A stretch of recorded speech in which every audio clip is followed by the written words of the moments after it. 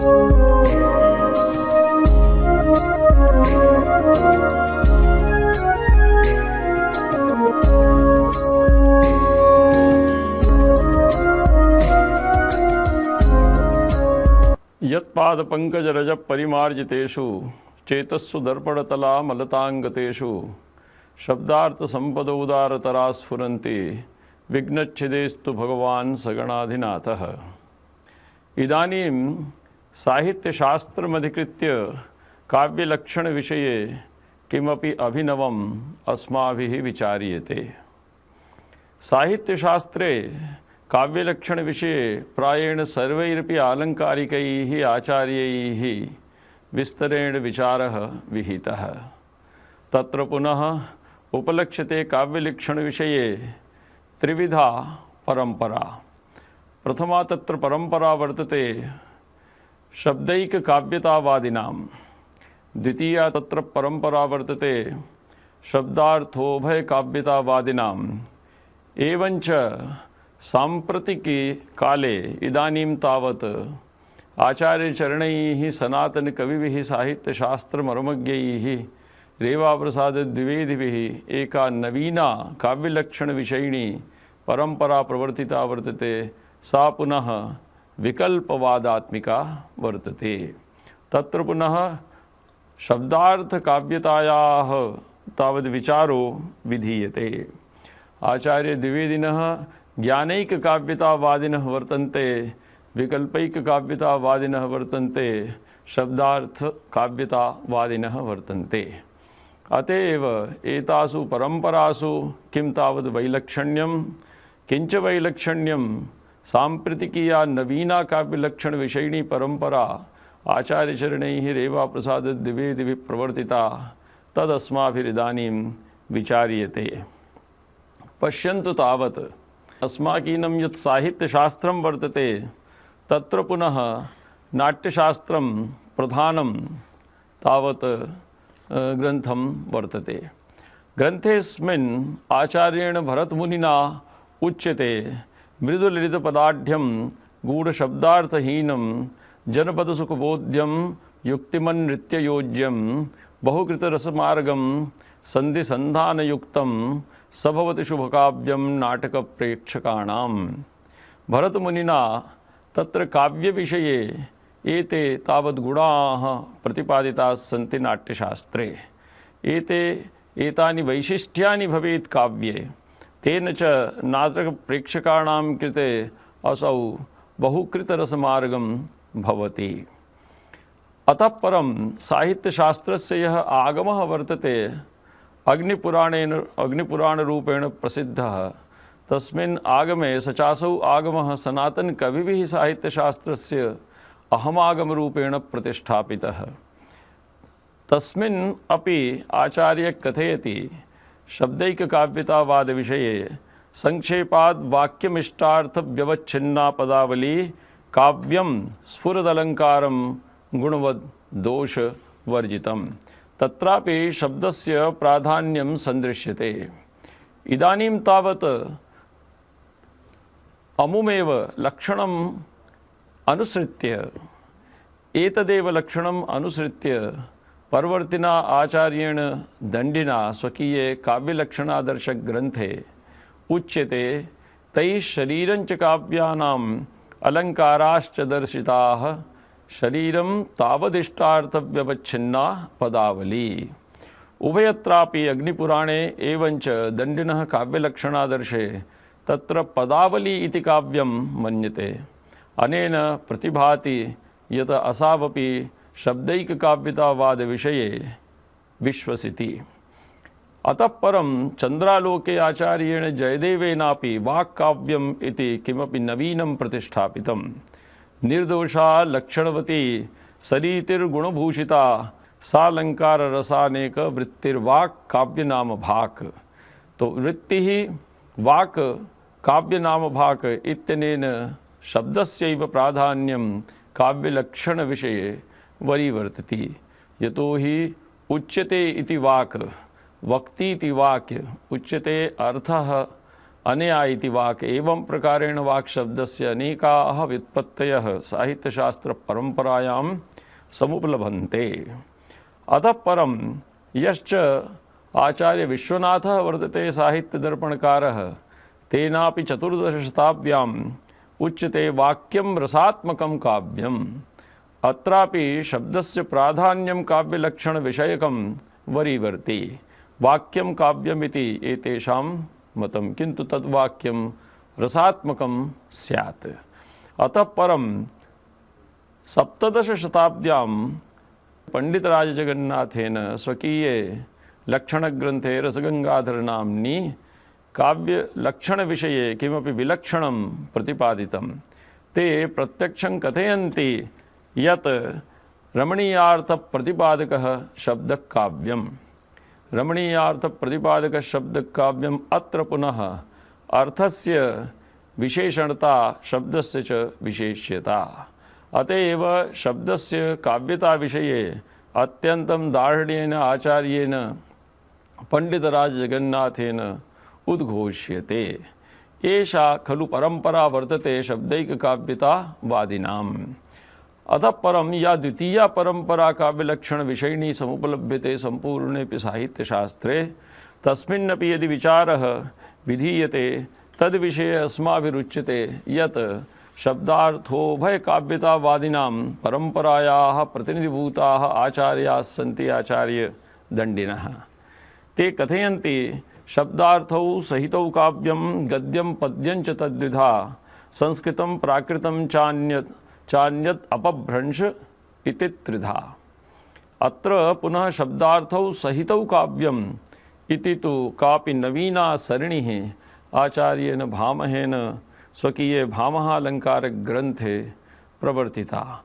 तो शब्दार्थौ इति द्विवचनान्तं पदं, काव्यमिति एकवचनान्तं पदम्। अत एव उभयोर्मध्ये तावत् समीकरणं न संघटते। एतदेव अनुसृत्य आचार्येण रुद्रटेन स्वकीये काव्यालङ्कारे शब्दार्थौ काव्यम् इति कश्चन सिद्धान्तः प्रतिष्ठापितः। ते कथयन्ति ननु शब्दार्थौ काव्यं शब्दस्तत्रार्थवान् अनेकविधः, वर्णानां समुदायस्य स च भिन्न पंचधा भवति।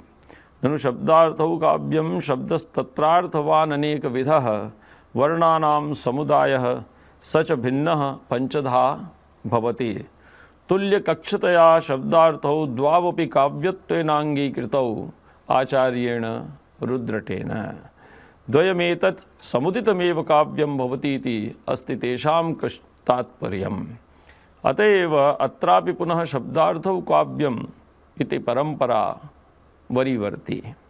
कुन्तकाचार्येण वक्रोक्तिजीविते उद्घोष्यते यत् शब्दार्थौ सहितौ वक्रकविव्यापारशालिनी बन्धे व्यवस्थितौ काव्यं तद्विदाह्लादकारिणी। अत्रापि पुनः सहितौ शब्दार्थौ काव्यम् इति आचार्येण कुन्तकेन स्वकीये वक्रोक्तिजीवितग्रन्थे प्रतिपादितम्। हेमचन्द्राचार्य काव्यानुशासने कथयति अदोषौ सगुणौ सालंकारौ च शब्दार्थौ काव्यम्। अत्रापि शब्दार्थौ काव्यम् इति हेमचन्द्राचार्यस्य तावत् उद्घोषः।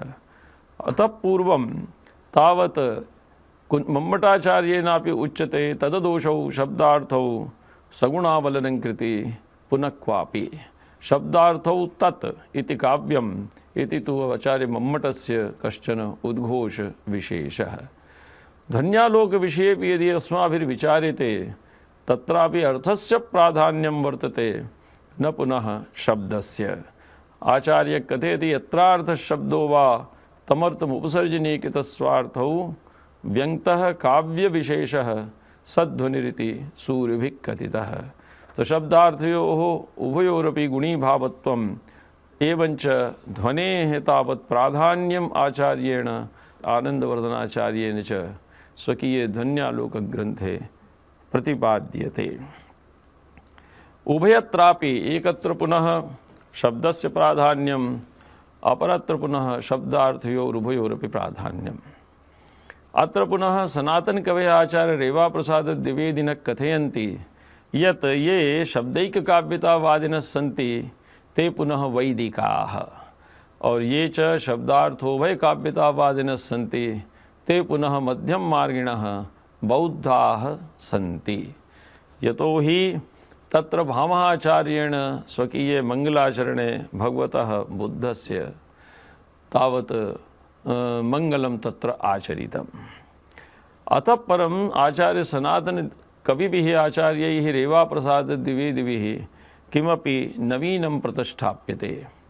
तेषां मते न पुनः शब्दस्य प्राधान्यं वर्तते न च पुनः अर्थस्य प्राधान्यं वर्तते, अपि तु ते कथयन्ति यत् शब्दार्थः काव्यम् इति तु उच्यते इति तु वक्तव्यम्। यतो हि शब्देन प्रतीयमानः यः अर्थः तदेव काव्यतां लभते।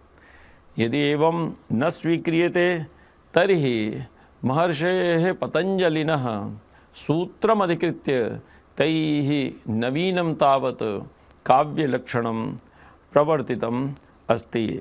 आचार्येण महर्षिणा उक्तमस्ति शब्दज्ञानानुपाते वस्तुशून्यो विकल्पः इत्यस्ति आचार्यस्य महर्षेः पतञ्जलिनः सूत्रविशेषम्। तत्र वृत्तयः पञ्चतयः क्लिष्टाक्लिष्टाश्च प्रमाणविपर्ययविकल्पनिद्राः स्मृतयः। अस्मिन्नेव प्रसङ्गे विकल्परूपाया वृत्तिर्वर्तते तस्याः लक्षणमाचार्येण विधीयते शब्दज्ञानानुपाते वस्तुशून्यो विकल्पः। विषयेऽस्मिन् यदि विचारो विधीयते तर्हि विकल्पशब्दस्य ज्ञानात्मकता आचार्यैः स्वीक्रियते।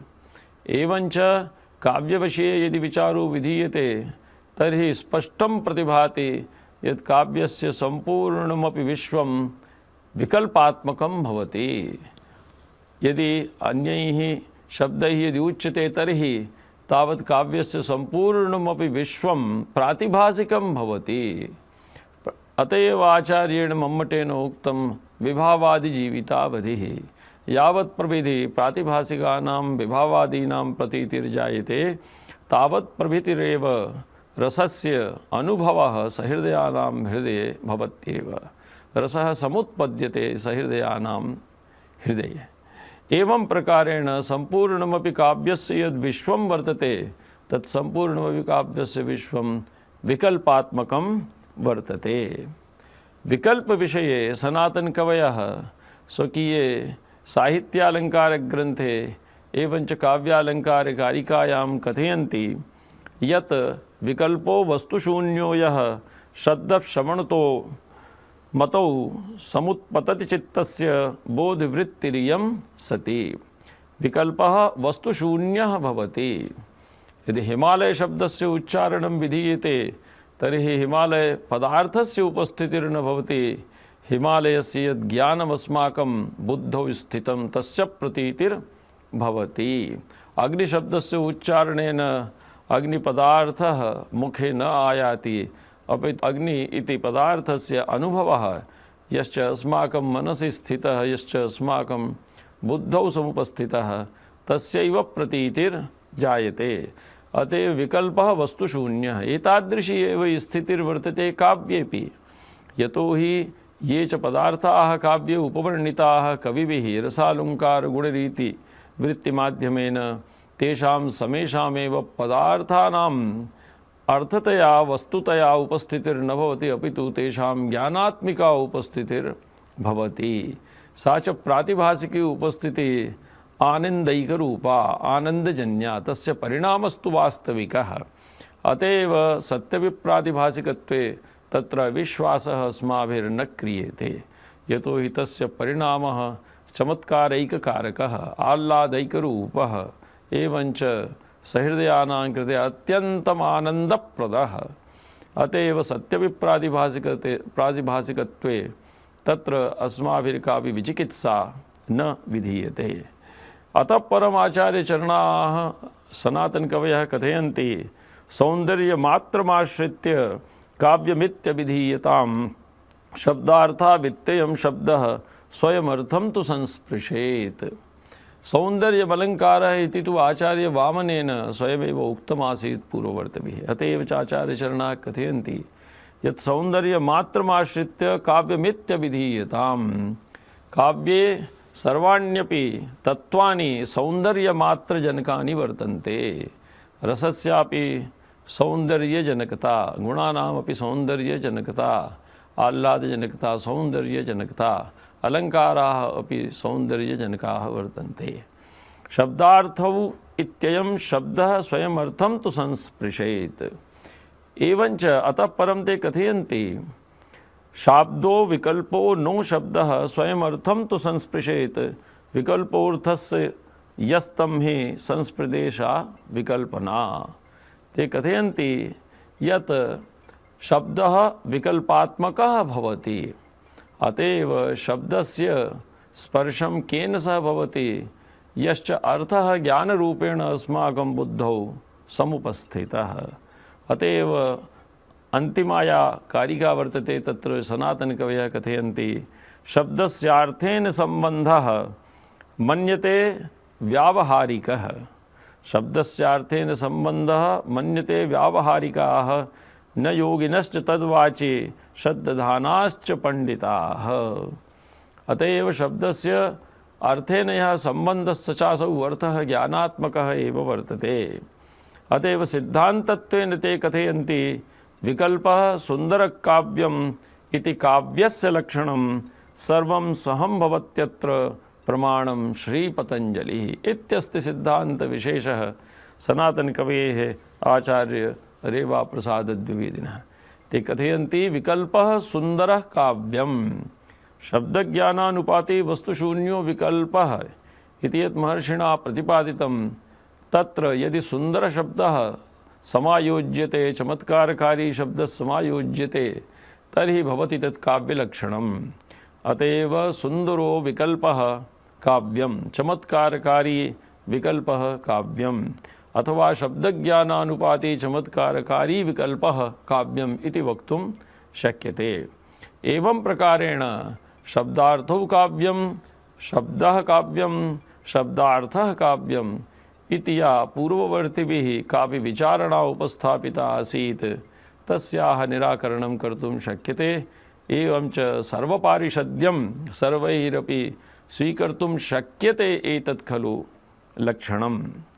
अत्र किं प्रमाणम् इत्यस्मिन् विषये आचार्यचरणैः सम्पूर्णापि या परम्परा वर्तते शास्त्रस्य, तां परम्परामनुशील्य तत्र तैः उच्यते यत्र अत्र श्रद्धते आचार्यः धर्मकीर्तिः प्रमाणवार्तिककारः बौद्धः। एवञ्च आचार्य जयन्तभट्टः सोऽपि न्यायमञ्जरीकारः सोऽपि श्रद्धते। एवञ्च अत्रैव श्रद्धते आचार्य भोजराजः। भोजराजेण स्वकीये शृङ्गारप्रकाशे कारिका एका समुपस्थापिता वर्तते।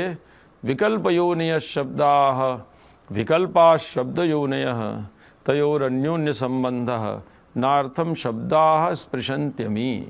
सैषा कारिका विकल्पविषयिणी धर्मकीर्तेः प्रमाणवार्तिके एवञ्च जयन्तभट्टस्य न्यायमञ्जर्याम् एवञ्च भोजराजस्य शृङ्गारप्रकाशेऽपि समुद्धृता वर्तते। एवञ्च स्याद्वादमञ्जर्यामपि नार्थं शब्दाः स्पृशत्यपि इति एवं रूपेण किमपि विशिष्टम् आचार्यैः प्रतिपादितं वर्तते कि शब्दाः अर्थं न स्पृशन्ति। यमर्थं स्पृशन्ति स चासौ अर्थः अस्माकं मनसि स्थितः सर्वथा ज्ञानात्मकः। स्याद्वादमञ्जर्याम् आचार्येण उच्यते कार्यकारणता तेषां नार्थं शब्दाः स्पृशन्त्यपि। एवं प्रकारेण विकल्परूपस्य शब्दस्य विकल्परूपेण अर्थेन सह कश्चन सम्बन्धविशेषः जायते। स चासौ सम्बन्धः यदि चमत्कारकारी भवति, वस्तुशून्ये सत्यपि चमत्कारकारी भवति, तर्हि तस्य काव्यमिति संज्ञा भवेत् इत्यस्ति कश्चन सिद्धान्तविशेषः सनातनकविभिः आचार्य रेवाप्रसादद्विवेदिभिः प्रवर्तितः। असौ खलु विकल्पवादरूपेण साहित्यशास्त्रे इदानीं प्रवर्तितः सन्दृश्यते। तैः साहित्यालङ्कारः एकः ग्रन्थविशेषः प्रवर्तितोऽस्ति। तस्मिन् ग्रन्थे एभिः विकल्पवादः साहित्यशास्त्रस्य क्रान्तिरूपेण पञ्चमी क्रान्तिः इत्यनेन रूपेण प्रतिष्ठापितः वर्तते। अतएव सर्वैरपि छात्रैः एषा कापि नवीना उद्भावना काव्यलक्षणविषयिणी साहित्यशास्त्रे प्रवर्तिता आचार्यचरणैः सनातनकविभिरेव प्रसादद्विवेदिभिः सा अवश्यमेव विचारणीया। तदनुसृत्य किमपि नवीनं तत्र शोधकार्यं तत्र उपस्थापितव्यम् इत्यस्ति अस्माकं निवेदनम्। इत्येव उक्त्वा अहम् अत्र विरमामि। प्रणामाः।